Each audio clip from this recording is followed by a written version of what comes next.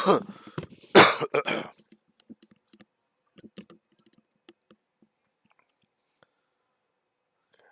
if we can play this.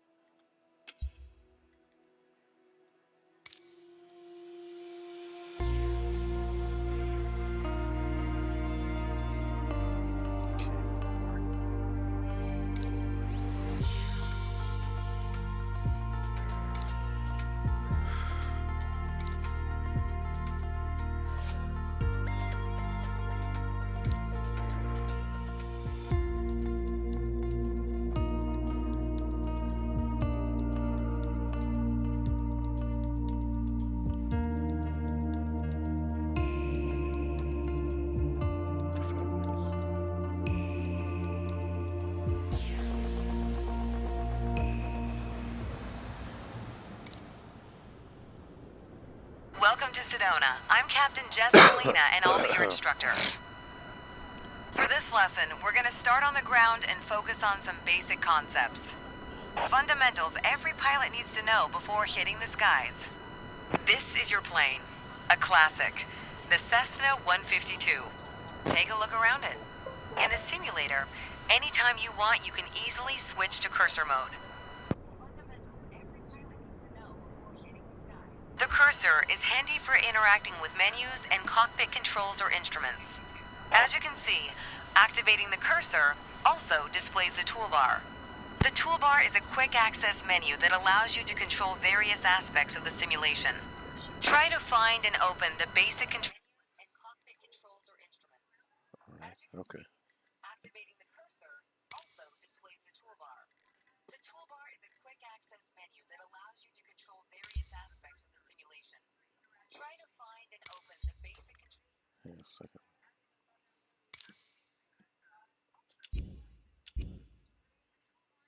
UI.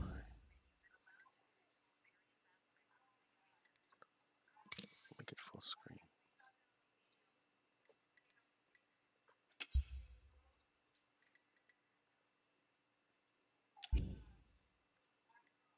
Controls panel.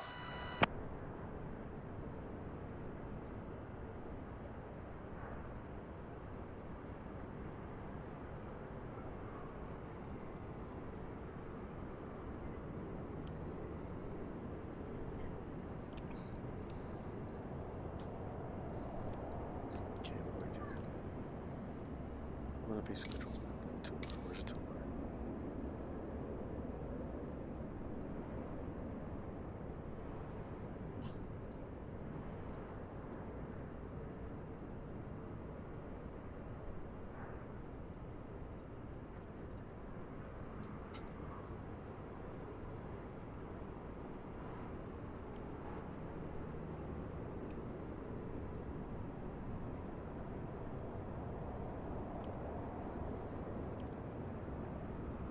Okay, I'm gonna do that. Thanks.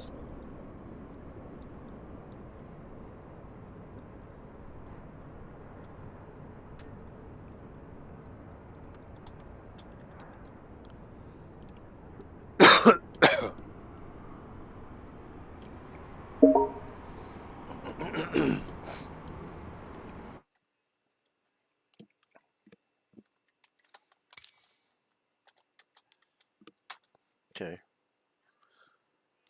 What do I do, man? Hey, look at that. Okay.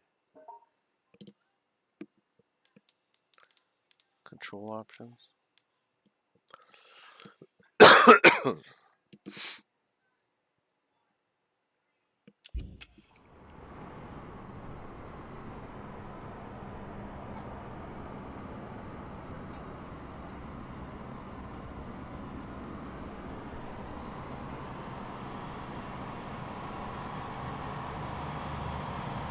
The basic controls panel is a useful reminder of the button layout for the devices you're currently using.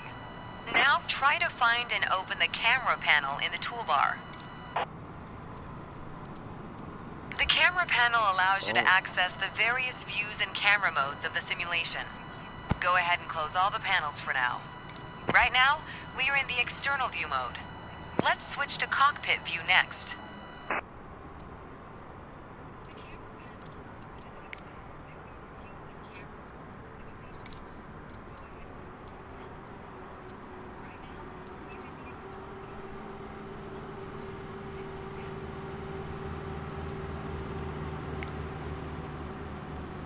In front of you is the yoke, the primary means of controlling the aircraft. In the simulation, you'll be controlling the aircraft with your peripherals of choice. So let's hide the yoke for now.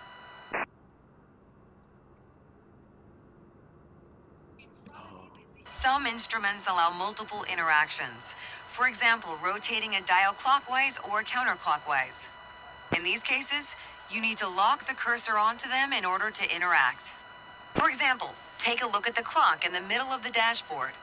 Go ahead and lock the cursor on it. For example, rotating a dial clockwise or counterclockwise.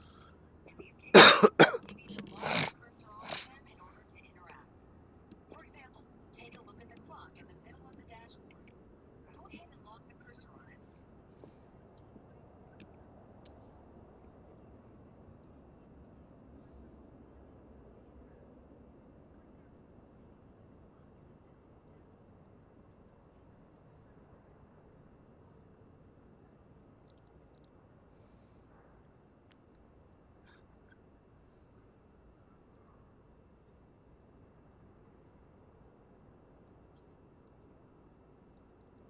Okay. Okay.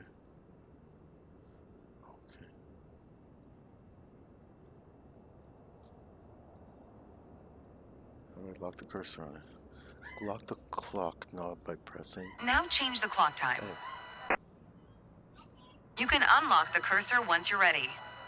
For now, we're done with the cursor, so go ahead and hide it. All right, as we've seen, when you want to look around you, it's easy to rotate the camera. But you can also move it freely in the cockpit to get a better view of anything you want to see. Even through a window to look outside. We're done with the cursor, so go ahead and hide it. All right, as we've seen, when you want to look around you, it's easy to rotate the camera. But you can also move it freely in the cockpit to get a better view of anything you want to see. Even through a window to look outside. Pro tip. Once you find a camera position you like, you can save a shortcut to easily get back to that view anytime.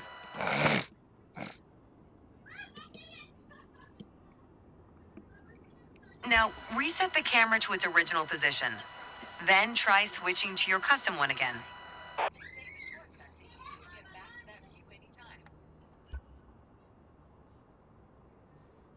Alright, that covers all the main camera functions available in the simulation. Try to familiarize yourself with them a bit more. Then reset the camera to its original position whenever you're done. Great.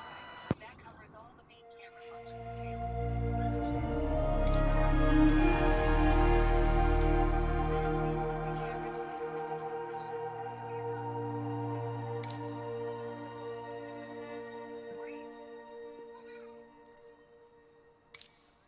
Great.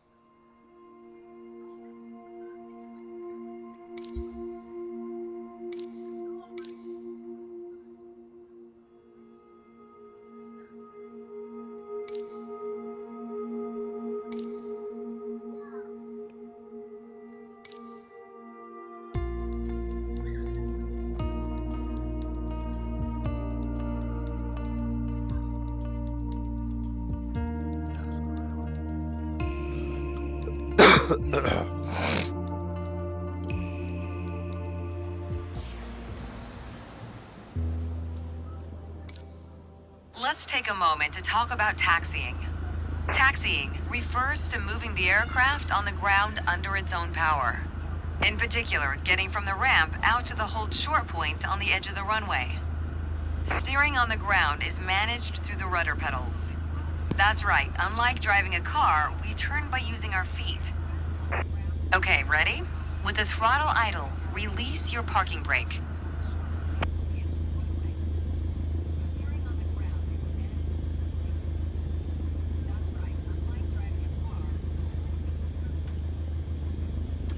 Okay. Now, gently increase throttle to get the aircraft moving.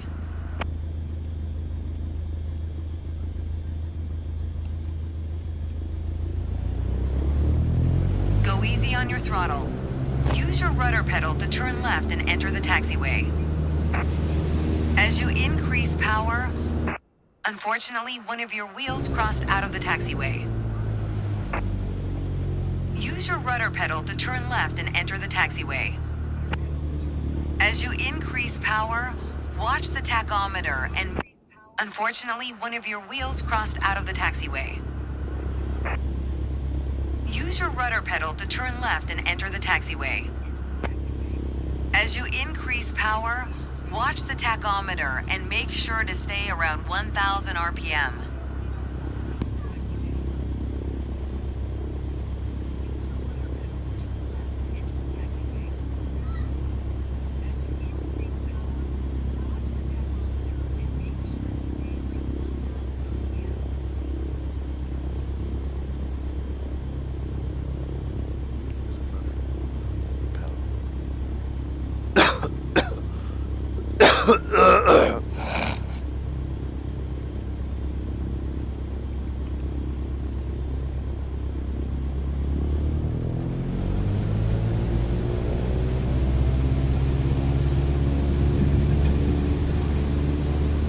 Watch your speed.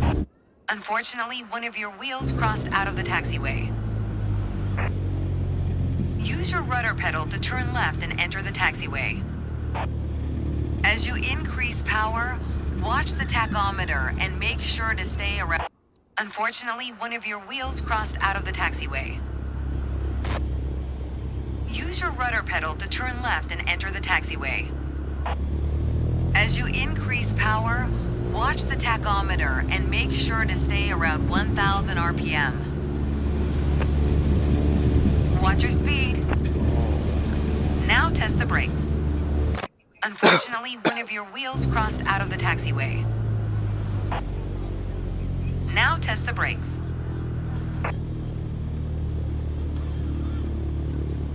Good. Brakes checked. Taxi to the next exit, then come to a stop. Remember to control your speed with throttle and brakes. See the crossing in front of us? Stop before it as if traffic was coming off the runway.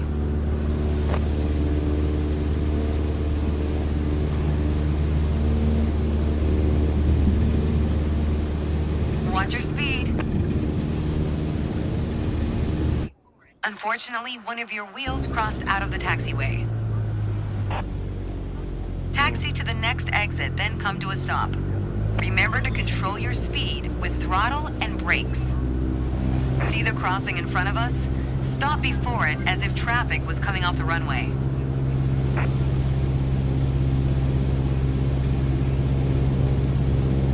Watch your speed. Unfortunately, one of your wheels crossed out of the taxiway. Taxi to the next exit, then come to a stop. Remember to control your speed with throttle and brakes. See the crossing in front of us? Stop before it as if traffic was coming off the runway. Unfortunately, one of your wheels crossed out of the taxiway. All right, taxi to holding point Alpha 1 next. It's at the far end of the airport near the head of runway 21. Stay as close as possible to the taxiway center marked by the yellow line, and watch your speed.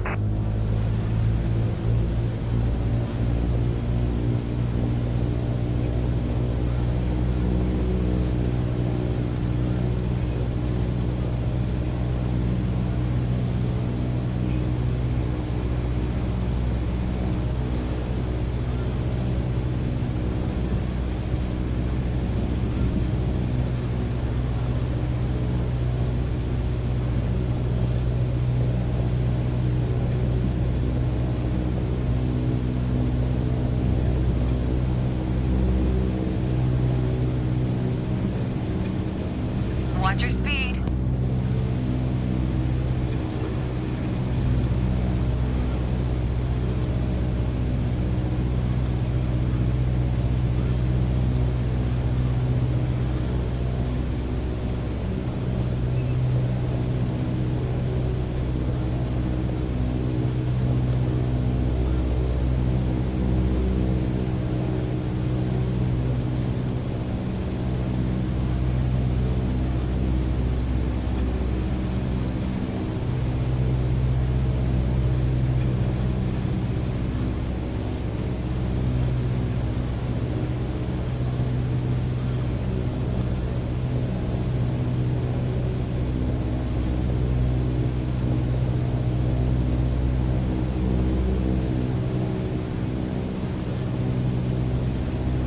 After the right turn, come to a stop before the hold short point and prep for takeoff. Watch your speed.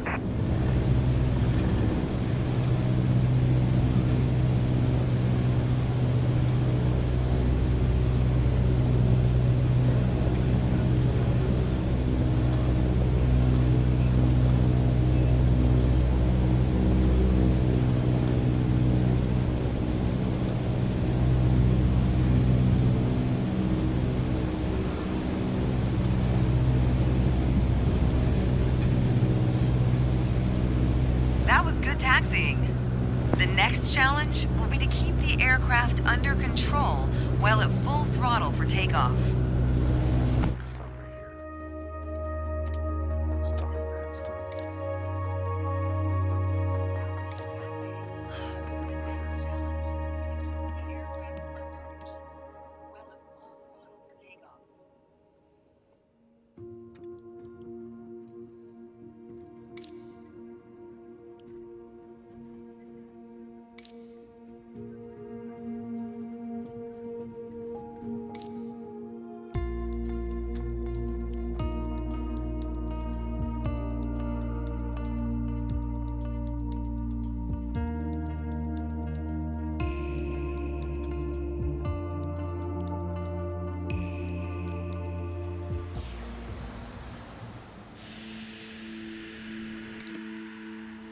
There's an old saying I like.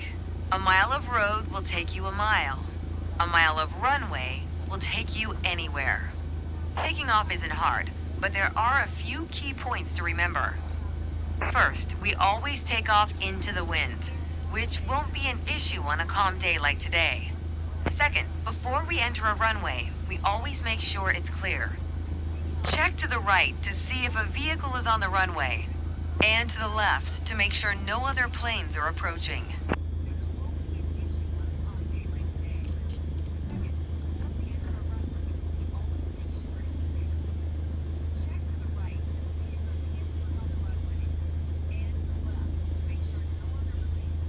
Everything looks good, no cross traffic.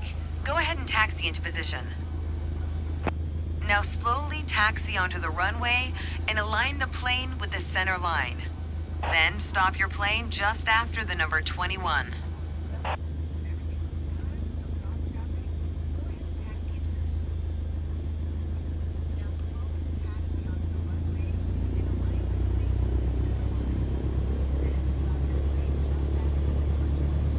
Let's position the plane for takeoff.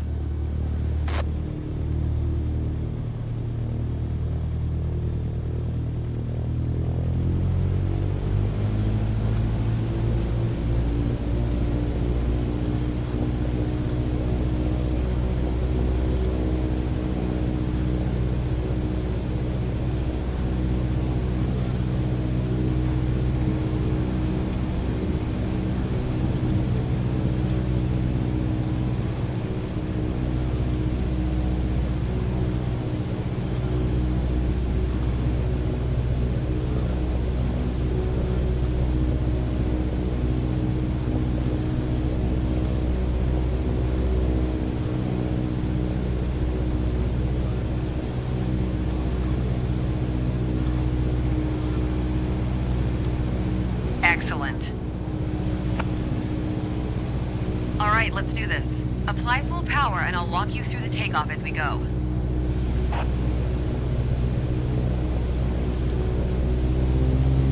Use your rudders to stay on the center line and keep pushing power until you reach 55 knots.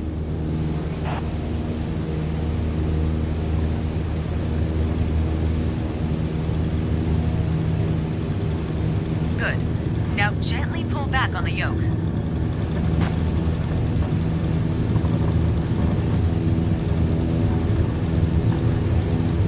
Pull back on the yoke to take off. And we're airborne.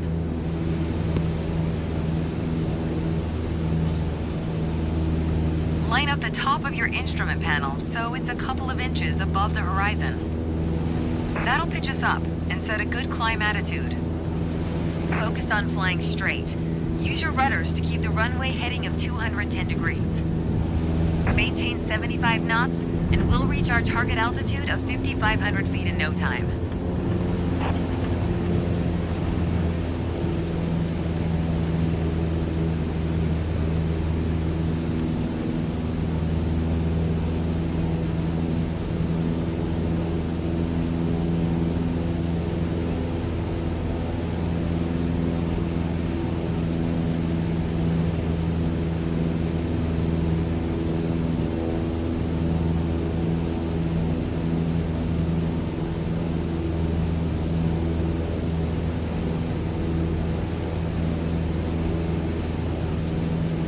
Maintain 75 knots and climb to 5,500 feet.